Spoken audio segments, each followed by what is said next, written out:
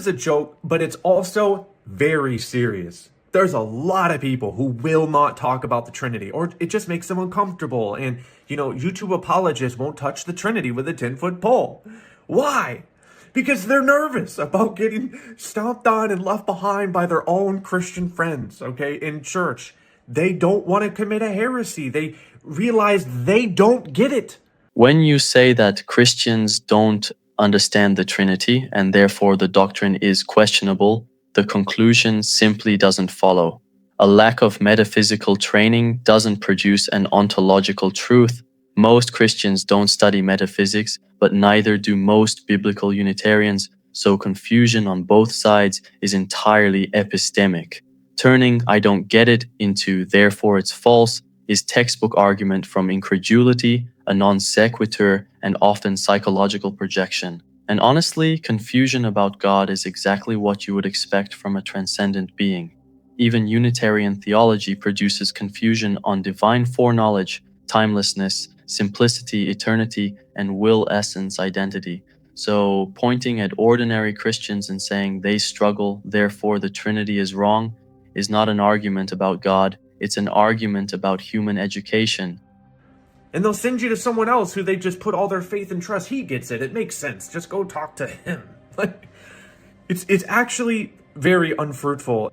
The idea that apologists avoid the Trinity because the doctrine is weak is pure emotional framing and simply doesn't reflect reality. In debates, you have people like Fearless Truth and Bryce J defending the Trinity directly, and in analytic teaching, you have creators like Inspiring Philosophy and myself explaining it in depth. And long before YouTube ever existed, the early church fathers had already articulated and refined Trinitarian theology centuries ago. So it's just false to claim that nobody talks about it. Turning a few hesitant pastors into a universal rule is a hasty generalization, and dismissing those who do explain the Trinity as blindly trusted authorities is poisoning the well. A doctrine's truth isn't measured by who feels socially confident discussing it. It's measured by coherence and revelation.